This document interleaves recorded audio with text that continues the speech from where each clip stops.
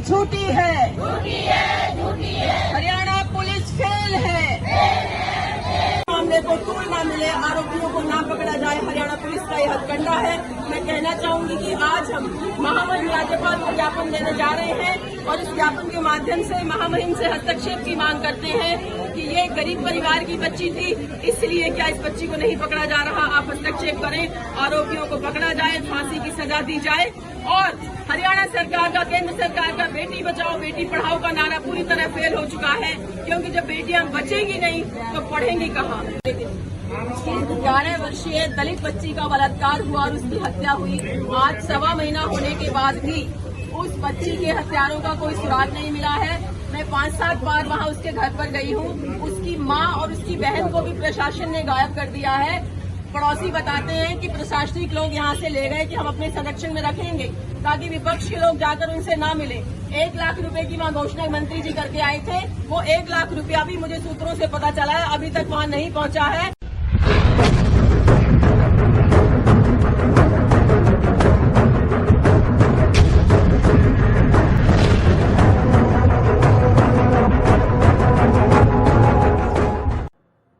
पिछले कुछ समय में पूरे भारत में 8 से 10 ऐसे बलात्कार हुए हैं जहां पर कोई कार्रवाई नहीं हुई, दिखावा हुआ। अभी रिसेंटली पिछले ही वीक में यूपी के अंदर अपना 2 दलित लड़कियों को लखीमपुर खीरी में मारकर, बलात्कार करके मारकर पेड़ से लटका दिया गया। तो बलात्कार आजकल ऐसे हो गया है जैसे मंदिर में फूल चढ़ाकर आने वाली जैसी बात हो गई है, जैसे कोई पवित्र काम कर दिया हो।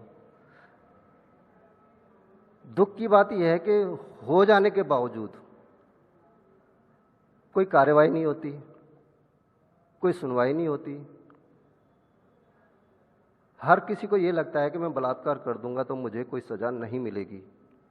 निर्भया कांड हुआ, उसमें फास्ट ट्रैक कोर्ट बनाई गई, उसमें भी 2 साल लग गए उनको सजा देने में। जब फास्ट ट्रैक कोर्ट इतना लंबा टाइम लेगी तो न्याय की उम्मीद कहाँ से करेंगे। बिल्किस बानो के 10 अपराधियों को छोड़ दिया गया, न्याय की उम्मीद करें तो कैसे करें।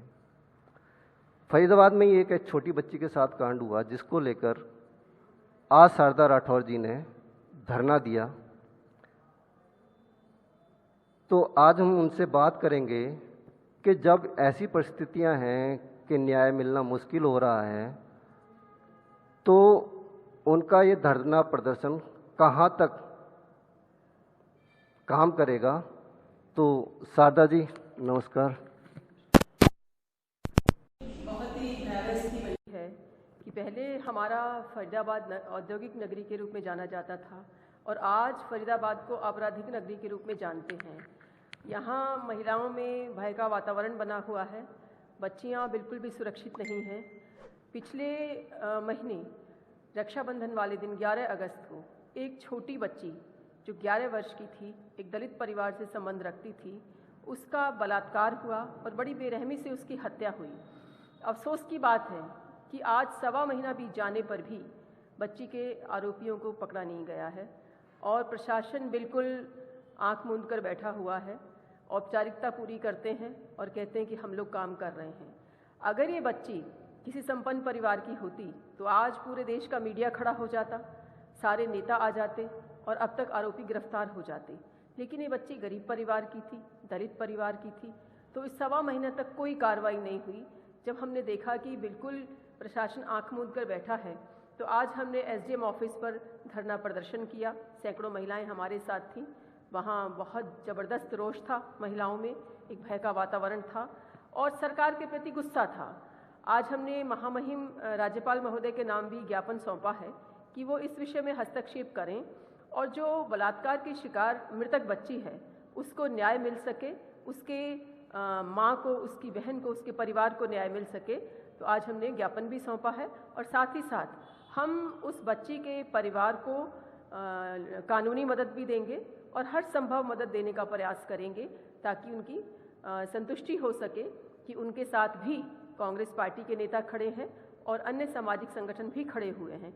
लेकिन ये मुद्दा मेरे लिए राजनीति से बढ़कर एक सामाजिक मुद्दा है, एक पारिवारिक मुद्दा है, क्योंकि हमारे घरों में भी बच्चियां हैं और वो भी आज सुरक्षित नहीं हैं। तो हम सब मिलकर इस चुनौती का सामना करेंगे, तभी इस समस्या का समाधान होगा। और सरकार को भी इस मामले में बहुत ज़्यादा सजग होना पड़ेगा, जिम्मेदारी निभानी होगी।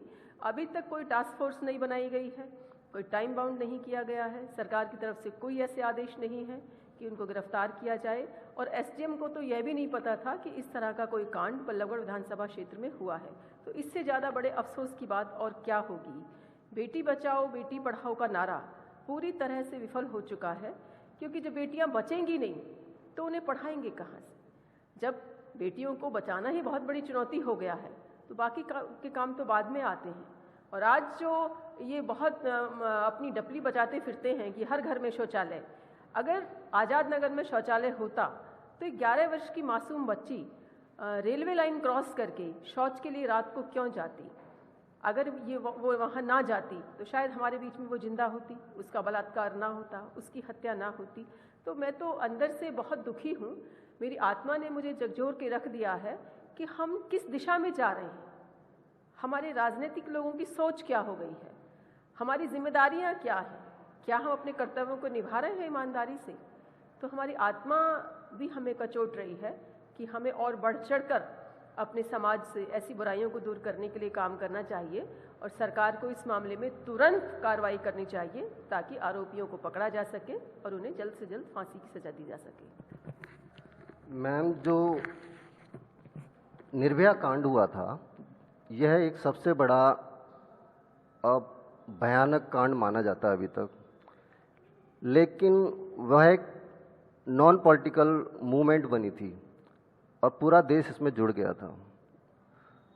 लेकिन उससे पहले भी बलात्कार होते रहे हैं और उसके बाद भी बलात्कार होते रहे हैं। कुछ नॉन टारगेटेड होते हैं, जैसे निर्भया कांड था, पहले सोचकर नहीं चल रहे थे कि वो कुछ कांड करना है। लेकिन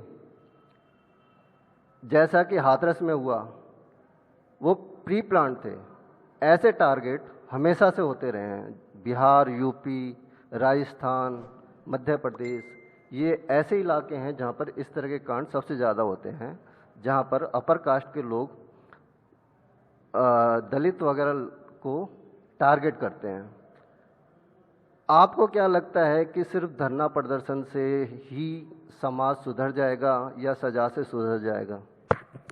देखिए, धरना प्रदर्शन भी इस मुहिम का एक हिस्सा है, क्योंकि जब तक हम अपना रोष नहीं जाहिर करेंगे तब तक सरकार की आंखें नहीं खुलेंगी। सरकार तो सो रही है, सोती हुई सरकार को जगाना बहुत ज़रूरी है। और कहते हैं जब तक बच्चा रोता नहीं है तब तक माँ भी उसे दूध नहीं पिलाती। तो हमें रोना पड़ेगा, अपना रोष प्रदर्शन तो हमें करना ही पड़ेगा। साथ ही साथ हमें इस तरह की मुहिम भी चलानी पड़ेगी कि हम अपने बच्चों को अच्छे संस्कार दें और हम ऐसी स्लम बस्तियों में, कॉलोनीज़ में जहाँ मजदूर वर्ग रहते हैं, वहाँ हम लोगों की काउंसलिंग करें, जाकर माँ बाप को समझाएं, बच्चों को भी बताएं कि किस तरह लोगों के आपराधिक नज़रों को पहचानना है, किस तरह के संकेतों को समझना है कि ये गलत हैं। तो ये इस तरह के सामाजिक संगठन मिलकर भी हम लोग सब मिलकर काम कर सकते हैं। हमने एक क्लब बनाया है, साथी क्लब नाम से, और हम लोगों की काउंसलिंग करने का काम भी अब शुरू करने वाले हैं। 10-15 बहुत अच्छी पढ़ी लिखी महिलाएं हमारे साथ जुड़ी हैं।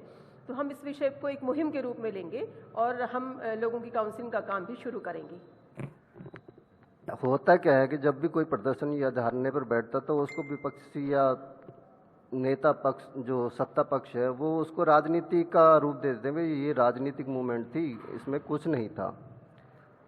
मेरे ख्याल से जब कोई सरकार या पुलिस कोई कार्रवाई नहीं करती है 1 महीने के बाद तक, तो एक प्रोसेस होता है जिसमें हम कोर्ट जा सकते हैं। कोर्ट में जाके हम अपील कर सकते हैं कि इस तरह से एक कांड हुआ था और इस पर पुलिस कोई कार्रवाई नहीं कर रही है। तो ये ज़्यादा बेटर नहीं होता कि आप सीधा कोर्ट जाते और एक जो ज्ञापन आपने राज्यपाल के लिए दिया था वो सीधा कोर्ट में एक केस डाल दिया जाता? देखिए, पहले तो मैं आपके पहले प्रश्न का जवाब देना चाहूँगी कि हमने इसे राजनीति से ऊपर उठकर इस मुद्दे को लिया है। इसमें आज हमने जो बैनर लगाया उस पर कोई राजनीतिक स्लोगन नहीं था, कोई राजनीतिक झंडा नहीं था। हमने बिल्कुल एक सामाजिक तौर पे इस घटना को लिया है। और हमने ये एक सांकेतिक धरना था, एक शुरुआत थी। अगर इसकी हमें कोई अच्छी वो नहीं मिलती है, कोई रिजल्ट नहीं मिलता है, तो हम निश्चित रूप से और भी काम करेंगे, चाहे कोर्ट जाना पड़े, कुछ भी जाना पड़े। हमने कानूनी सहायता के लिए उनके लड़की के पेरेंट्स को पहले ही हमने बता दिया है कि हम कानूनी सहायता करेंगे और उनका हर संभव मदद करेंगे। जो लड़की बचाओ बेटी बचाओ का नारा है, मुझे नहीं लगता कि बेटे पढ़ाओ बेटी बचाओ का नारा ज़्यादा अच्छा रहेगा। अपने बेटों को भी हम माँ बाप अच्छे संस्कार दें ताकि वो घर में अपनी माँ की इज्जत करें, अपनी बहन की इज्जत करें, अपनी भाभी की इज्जत करें, घर की सभी महिलाओं की इज्जत करें, अपनी पड़ोसी की इज्जत करें, अपने साथ पढ़ने वाली बच्चियों की इज्जत करें। तो अपने बेटों को भी हमें संस्कार देने पड़ेंगे और अपनी बेटियों को भी हमें संस्कार देने पड़ेंगे। मैम ने जो कोशिश की, हम चाहते हैं वो कामयाब हो, और कानूनी व्यवस्था से हम खास तौर पे निवेदन करेंगे कि जो पुलिस वाले हैं अपनी जिम्मेदारी को समझें। सजाएं ऐसी हैं कि लोगों को समझ नहीं आता कि क्यों नहीं डरते। ऐसे लोगों को अगर साबित हो जाता है, और ऐसे लोगों को जहां फांसी की सज़ा दी जाती है, ऐसे बलात्कारियों को उस फांसी की सज़ा ना देकर उन्हें चिड़ियाघर के पिंजरे में बंद कर देना चाहिए और ये जानवरों के साथ रखना चाहिए, जिससे कि लोग जाकर देखें कि हाँ ये बलात्कारी है, और वो शर्मिंदगी से मरे, ना कि फांसी के फंदे से। तो आज के दिन इतना ही। नमस्कार, जय हिंद, जय भारत।